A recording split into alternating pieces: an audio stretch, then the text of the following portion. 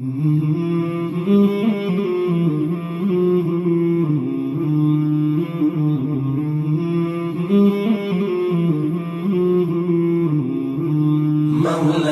صل وسلم دائما أبدا على حبيبك خير الخلق كلهم. مولاي صل وسلم دائما أبدا على حبيبك خير الخلق كلهم محمد.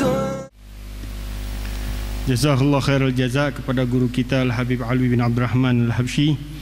Kita lanjutkan dalam pembacaan kitab Safinatun Najah. Bismillahirrahmanirrahim. Alhamdulillahirabbil alamin wassalatu wassalamu ala sayyidil mursalin wa imamil muttaqin sayyidina wa habibina wa syafi'ina wa qurrati a'yunina wa nur qulubina Muhammadin wa ala alihi wa sahbihi ajma'in. Qala Syekhul Muallif rahimahullahu taala wa adama an-naf'a bih wa bi barakati ulumihi wa bikum fid darain amin. Radhiyallahu ankum. Nawaitu ta'allum wa ta'lim wa tadhakkur wa tadhkir wal ifadata wal istifadah wa naf'a wal intifa wal hatta tamassuk bi kitabillah wa sunnati rasulillah wa dilalata ila al huda wa du'a ala al khair ibtigha'a mardatillahi wa qurbi wa thawabi min Allah subhanahu wa ta'ala. Subhanaka la ilma lana illa ma 'allamtana innaka antal alimul hakim. Rabbi shrah li sadri wa yassir li amri wa hlul 'uqdatan min lisani يفقه قولي. اللهم نسألك فهم النبيين وحفظ المرسلين والهام الملائكة المقربين.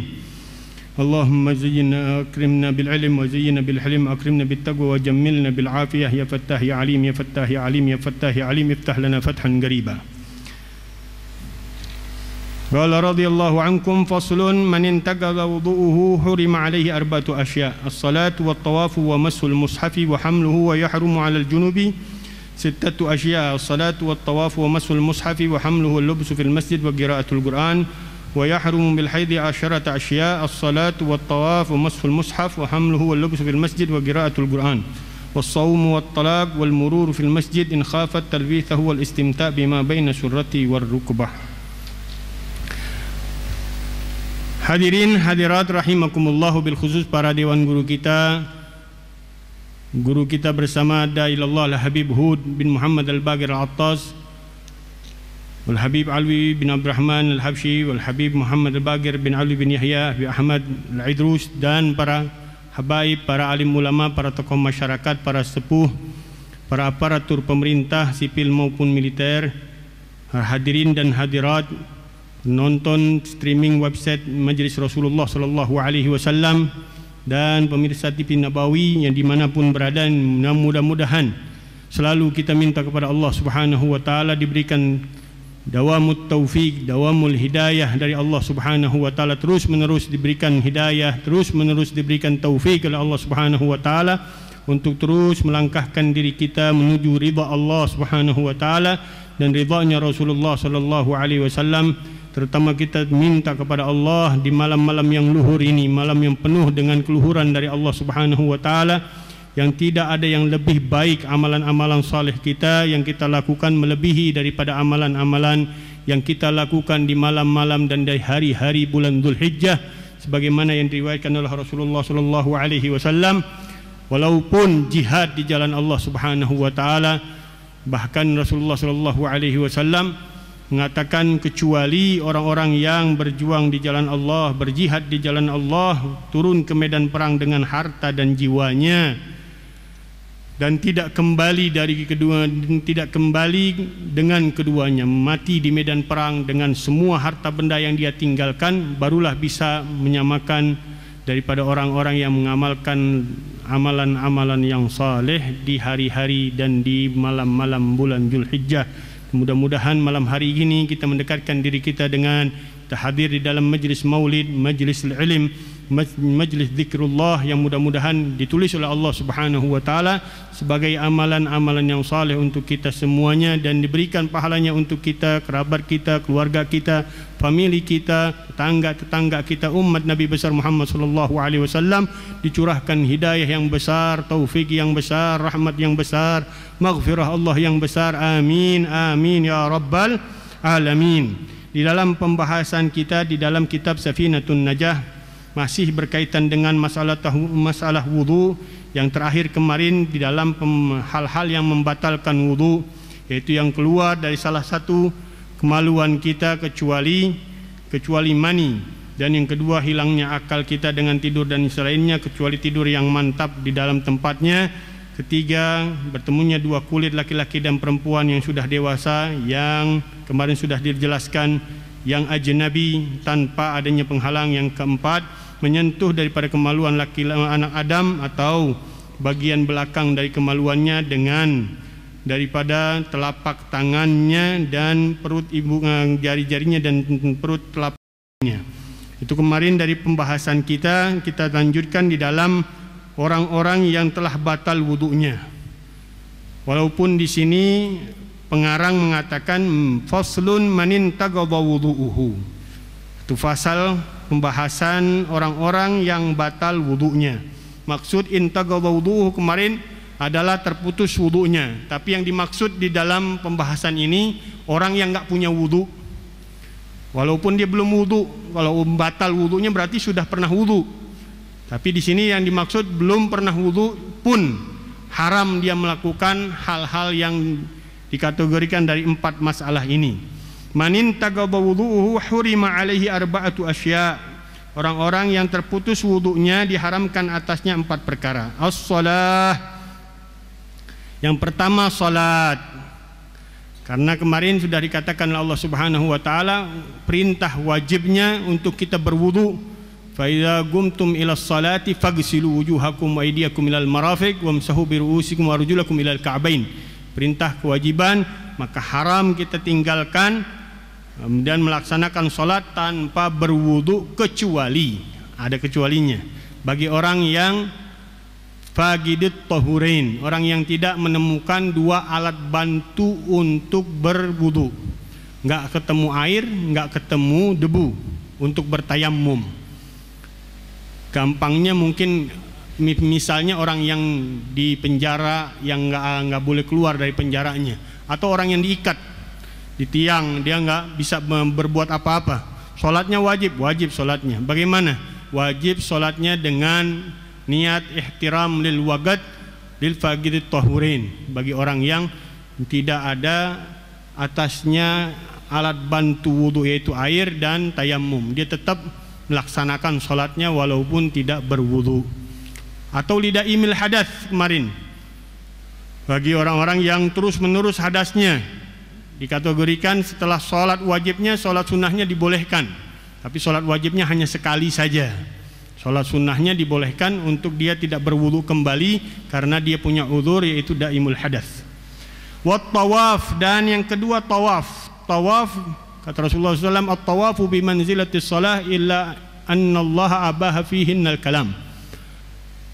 Tawaf itu seperti kedudukannya seperti salat, hanyalah Allah membolehkan di dalam bertawaf itu berbicara. Kalau salat nggak boleh berbicara, kalau tawaf kita dibolehkan oleh Allah Subhanahu wa taala oleh berbicara, walaupun baiknya kita bertarbiyah atau berzikir kepada Allah Subhanahu wa taala, berdoa dengan Allah Subhanahu wa taala. Yang kedua yang diharamkan ketika orang yang tidak punya wudu adalah tawaf. Wa mashul mushaf. Yang ketiga menyentuh daripada Al-Qur'an. Baik menyentuh Al-Qur'an di dalam bukunya, dalam apa namanya? Kitabnya Al-Quran, atau di papan tulis yang yang ada tulisan Al-Qurannya, atau di handphone sekarang. Selama itu tulisan Al-Quran masih ada di handphone kita, nggak boleh kita nyentuh. Handphonenya kita nggak boleh nyentuh, kemudian ayat Al-Qurannya nggak boleh nyentuh, kecuali katanya kata ulama, kecuali kita niatkan kita megang handphone, bukan nyentuh daripada Al-Quran. Kalau niatnya megang handphone bukan nyentuh Al-Quran, dibolehkan. Atau kata ulama ada 3 di masalah menyentuh Al-Quran: menyentuh langsung Al-Quran, atau menyentuh barang yang bersamaan dengan Al-Quran. Barang yang bersamaan dengan Al-Quran, seperti kalau kita lihat Al-Quran ada sekarang sunduknya, apa, tempat Al-Quran tuh yang ditaruh apa, kotaknya Al-Quran ya, kotaknya Al-Quran atau lekarnya Al-Quran. Kalau kita menyentuh hanya niatnya lekar, dibolehkan oleh ulama. Tapi kalau niatnya untuk ngangkat Al-Quran bersama lekar, dibolehkan oleh ulama. Kalau kita niatnya hanya Al-Quran, haram. Di mana membedakannya? Pasti kita tahu, tergantung dari niatnya kita masing-masing. Kadang kita mau cari hilah sama Allah Subhanahu wa Ta'ala, cari jalan keluar. Dan kita mengangkat Al-Quran, kita angkat lekarnya. Itu tergantung dengan niat kita masing-masing. Walaupun dibolehkan oleh ulama kita menyentuh lekar tersebut yang ada di atasnya Al-Quran. Jadi bukan hanya Al-Qurannya saja, Al-Quran yang berada di dalam tulisan papan tulis, Al-Quran yang berada di layar TV, Al-Quran yang berada di dalam handphone, selama tulisan tersebut ada tergambar, kita nggak boleh menyentuhnya tanpa kita dalam keadaan berwudu. Begitu juga barang-barang yang ada bersama Al-Quran, kulit Al-Quran, kulitnya tapi masih bergabung dengan Al-Quran, kecuali dia robek, udah nggak bersama dengan Al-Quran, dia udah pisah, Qurannya sendiri, kulitnya sendiri. Itu sebagian ulama nggak mempermasalahkan, tidak mengharamkan. Tapi selama dia bergandeng dengan Al-Quran, maka nilainya kulit tersebut Al-Quran. Nggak boleh kita pegang dia dalam keadaan kita tidak berwudu. Jadi 3 itu pembahasannya. Yang pertama, niatnya Al-Quran haram.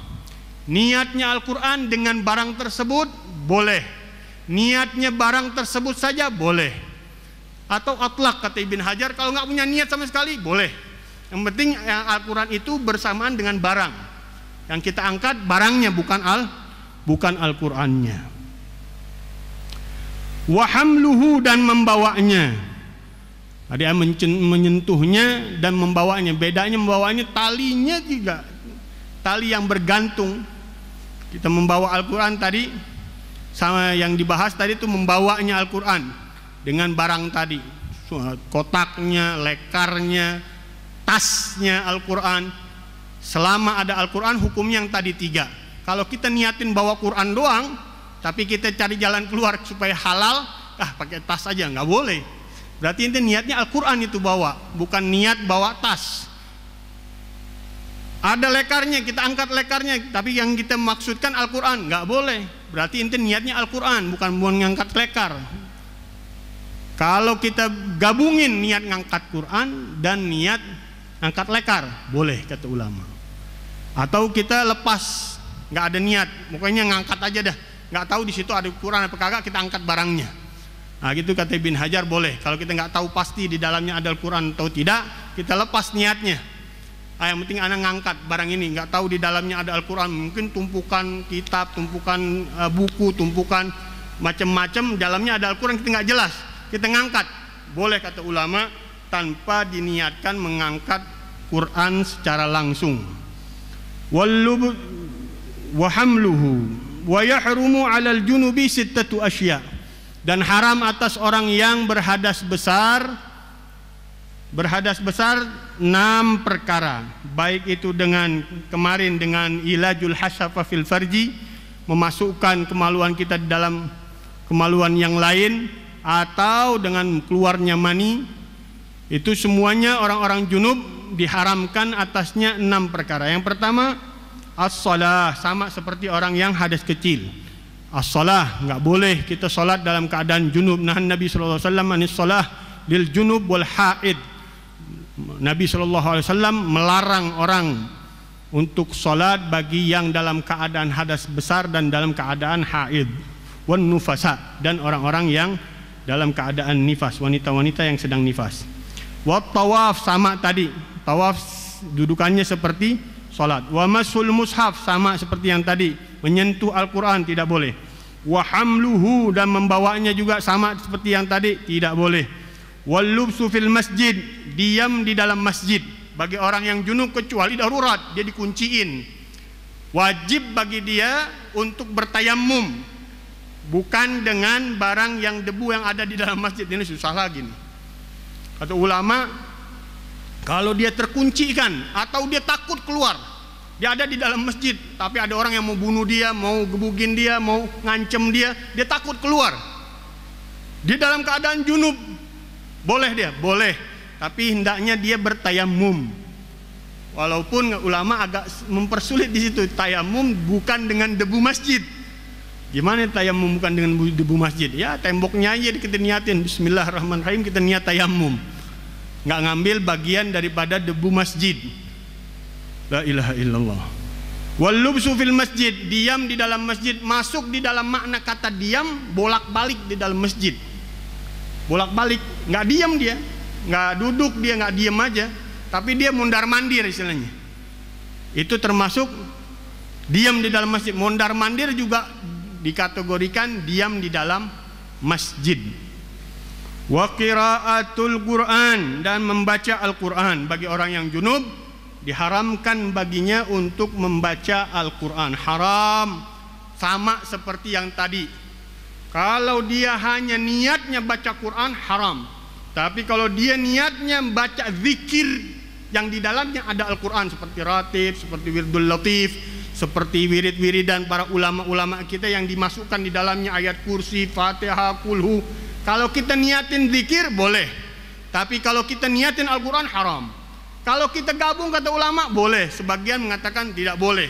Sebagian ulama, Imam Ramli mengatakan tidak boleh. Yang kita ambil kalau niatnya zikir sekalian baca Quran boleh. Yang haram hanya untuk baca Quran, itu yang tidak boleh. Yang hanya untuk baca Quran itu yang tidak boleh. Kalau kita niatnya zikir saja udah boleh. Karena kita niatnya baca ratib, walaupun sebagian ulama mengatakan lebih baiknya tidak dibaca Al-Qur'annya. Sebaiknya. Tapi kita membahas tentang hukumnya dulu, boleh atau tidaknya dulu. Boleh ketika kita dalam keadaan hadas besar, kita membaca Al-Qur'an yang berupa zikir-zikir yang ada di dalam wiridan-wiridan para ulama. Kita niatnya untuk baca wirid, baca zikir, bukan baca Al-Quran. Kalau hanya untuk baca Al-Quran, diharamkan oleh ulama. Hanya untuk membaca Al-Quran. Yang tadi itu dalam ayat yang dalam hal yang batal wudu, la yamassuhu illal mutahharun. Al-Quran tidak boleh disentuh kecuali orang-orang yang suci. Wa qiraatul Quran, dan membaca Al-Quran.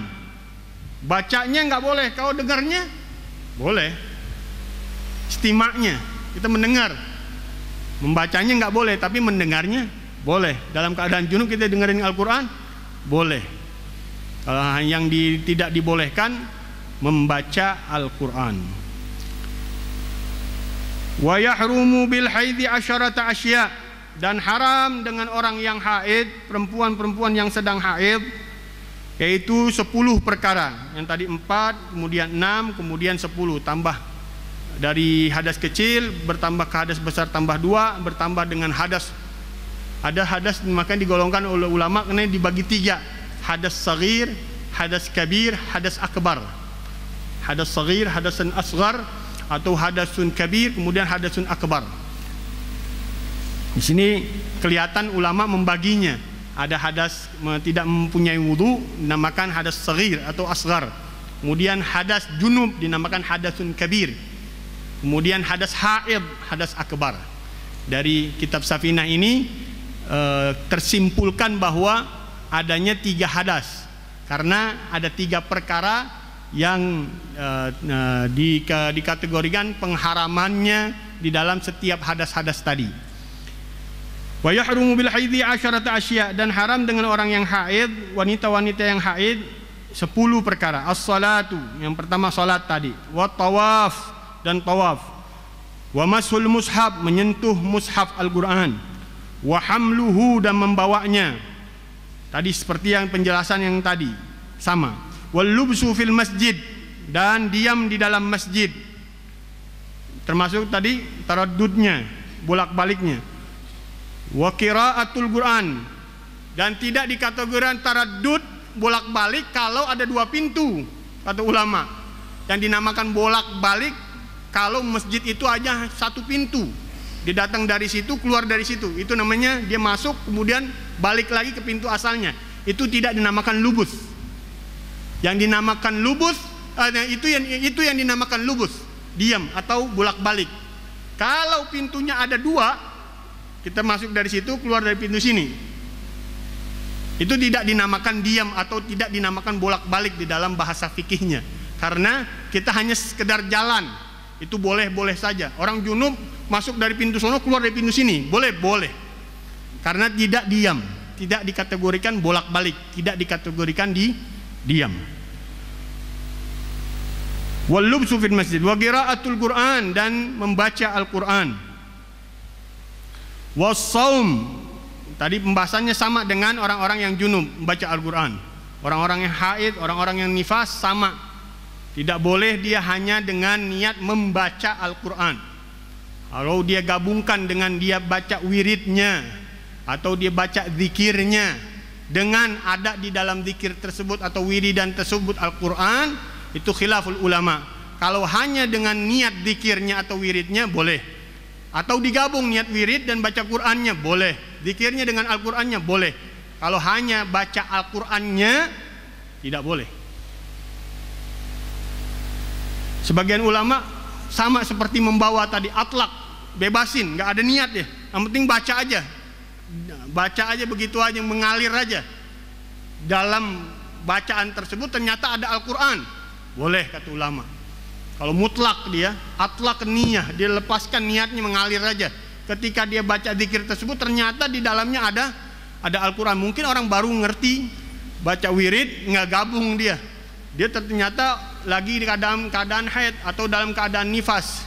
Ternyata di dalam bacaan tersebut atau wiridan tersebut atau zikiran tersebut ada di dalamnya Al-Qur'an. Dia baca juga dengan ngerti.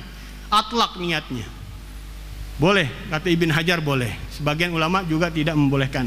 Tapi kalau kita melakukan yang terbaik, hendaknya tidak membacanya di dalam keadaan hadas, kecil itukah atau besar itukah. Wassaum, dan puasa bagi orang yang haid, orang-orang yang nifas, haram dia melakukan puasa, haram. Bahkan kalau dia sengaja melakukan, berarti dia talabbus bi ibadatin fasidah, menjadi dosa besar.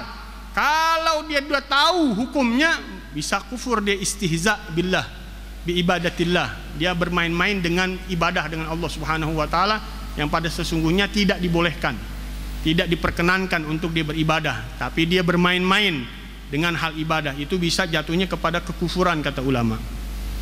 Wat talaq, dan mencerai wanita atau mentalak wanita yang sedang haid, enggak boleh. Kalau sudah dipergauli istrinya tersebut dan ada kemungkinan hamil, dari pergaulannya tersebut. Kalau belum, kata ulama, boleh talaknya. Dia hanya baru akad nikah, kemudian nggak diapa-apain itu bininya, talak lagi. Sebagian ulama, kebanyakan ulama membolehkan. Yang tidak boleh talak kalau dia sudah melakukan hubungan dan ada kemungkinan hamil dari perhubungan tersebut. Ada kemungkinan hamil dari hubungan tersebut dan dia telah membayar maharnya. Memang mahar boleh ngutang? Ada mahar yang ngutang. Orang bayar maharnya dia lupa, atau maharnya sengaja dia, atau memang sudah kesepakatan, gue ngutang ya. Enak tuh nikah begitu tuh, ngutang, atau nikah ngutang dia. Dia belum bayar maharnya, dia talak, dibolehkan oleh ulama. Dibolehkan. Yang haram kalau dia sudah bayar maharnya dan dia sudah pergauli istrinya dan ada kemungkinan hamil dari pergaulan tersebut, itu yang diharamkan untuk ditalak perempuan tersebut dalam keadaan haid. Kenapa kata ulama? Ada dua hukumnya. Haid yang di awal-awal bulan haidnya itu haram kata ulama mentalaknya. Adapun di akhir-akhir masa kehamilannya, masa-masa kehamilannya, di awal-awal kehamilannya haram dia mentalaknya. Mentalak perempuan tersebut dalam keadaan hamil muda haram. Kenapa? Akan panjang masa iddahnya. Karena iddahnya biwad'il hamil, dengan melahirkan. Adapun kalau dia mentalak perempuan dalam keadaan hamil di akhir-akhir bulan kehamilan, dikatakan ulama sunnah. Kenapa? Akan mempercepat masa iddah perempuan tersebut. Kalau di akhir-akhir udah 9 bulan mau ngelahirin, ditalak bininya, atau ulama itu talaknya sunnah itu, karena mempercepat daripada masa iddah perempuannya. Masa iddahnya jadi lebih cepat karena dengan lahir habis waktu iddahnya. Itu kan jadi kemana-mana ya, gara-gara tolak nih. Wal mururu fil masjid. Bagi wanita tadi murur saja, murur lewat aja, numpang lewat, nggak boleh. Tapi beda dengan orang yang junub, orang yang hadas besar dengan keluar mani atau dengan bergaul, dia bolak-balik masih boleh tadi. Bolak-balik bukan bolak-balik, hanya numpang lewat dengan ada 2 pintu, tadi dibolehkan kan. Tapi kalau perempuan harus ada ketidakkhawatiran darahnya itu berceceran. Murur saja tidak boleh kalau dia yakin bakal berceceran dia punya darahnya. Kalau dia yakin, dia takut akan tercecer darahnya ketika dia hanya numpang lewat aja, masuk ke masjid hanya numpang lewat. Bisa terjadi, ini bukan gambaran yang mustahil, bisa terjadi. Kadang-kadang dalam keadaan acara mesti lewat masjid juga. Tuh perempuan dalam keadaan haid, gimana hukumnya? Kalau numpang lewat tidak ada kekhawatiran darahnya berceceran, boleh. Tapi kalau numpang lewat takut darahnya berceceran, haram. Yaitu perempuan yang tahu diri dah. Lihat kira-kira darahnya bakal berceceran atau tidak. Tapi pada hakikatnya hanya numpang lewat pun bagi perempuan tersebut diharamkan kalau dia khawatir darahnya berceceran. Wal mururu fil masjid in khafat talwithahu, dan lewat di dalam masjid kalau dikhawatirkan akan mengotorinya, berceceran darahnya tadi di dalam masjid tersebut. Wal istimta', ini bahasanya bahasa Syekh Abdullah bin Sa'id bin Sumair. Ada 2 pembahasan di dalam ulama. Bahas ulama yang kitab-kitab lain mengatakan mubasyarah. Di sini dikatakan istimta, bersetubuh. Kalau di sini dia bilang bersenang-senang, bersentuhan. Yang di sini dinamakan bersenang-senang. Kalau hanya mubasyarah, keluar dari makna mubasyarah tadi, memandang. Kalau dikatakan wal istimta, berarti apa? Bersenang-senang, termasuk diantaranya bukan hanya menyentuh, tapi apa? Memandang. Kata ulama ini lebih kuat ini. Ibn Hajar di kitab Ubab, kemudian di kitab Tuhfahnya memberikan bahasanya dengan kata istimta, bersenang-senang. Jadi mandang saja nggak boleh, apalagi menyentuhnya. Kalau di dalam kitab fikih yang lain terkadang kita dapatkan dengan kata mubasyarah, menyentuh. Nggak boleh menyentuh ma bima bainas surrati war rukbah, dengan apa yang ada di antara pusar dan lutut. Di antara pusar dan lutut udah nggak boleh lagi kita sentuh tanpa hail, karena tadi dikatakan mubasyarah, bersentuhan kulit dengan kulit. Kalau ada hailnya, ada kainnya, di atas kainnya dibolehkan ulama. Beda dengan al-istimta. Al-istimta memandang juga nggak boleh. Di sini Syekh Abdullah bin Sa'id bin Sumair, Syekh Salim bin Abdullah bin Sa'id bin Sumair, dia lebih berhati-hati mengambil pendapat dari kitab Tuhfah Ibn Hajar dan kitab Ubabnya. Beliau mengatakan wal istimta bima baina surrati war rukbah, bersenang-senang, melakukan pandang memandang atau menyentuh atau bergaul, lebih parah lagi bergaulnya di antara pusar dan lututnya. Itu semuanya hal-hal yang diharamkan di dalam orang-orang yang punya hadas, baik itu hadas kecil atau hadas besar atau hadas yang paling besar. Mudah-mudahan Allah berikan manfaat daripada ilmu kita untuk menambahkan pendekatan diri kita dengan Allah Subhanahu wa taala, dan mudah-mudahan amal-amal kita di malam-malam dan di hari-hari Dzulhijjah ini Allah lipat gandakan dan diperbaiki oleh Allah Subhanahu wa taala. Semua amalan-amalan kita diterima oleh Allah Subhanahu wa taala, diridhai oleh Allah Subhanahu wa taala, dan diampuni oleh Allah Subhanahu wa taala semua dosa-dosa kita keluarga kita, kerabat kita. Amin, amin ya rabbal amin. Dan semua umatnya Nabi besar Muhammad sallallahu alaihi wasallam. Hadanallahu wa iyyakum ajmain. Assalamualaikum warahmatullahi wabarakatuh.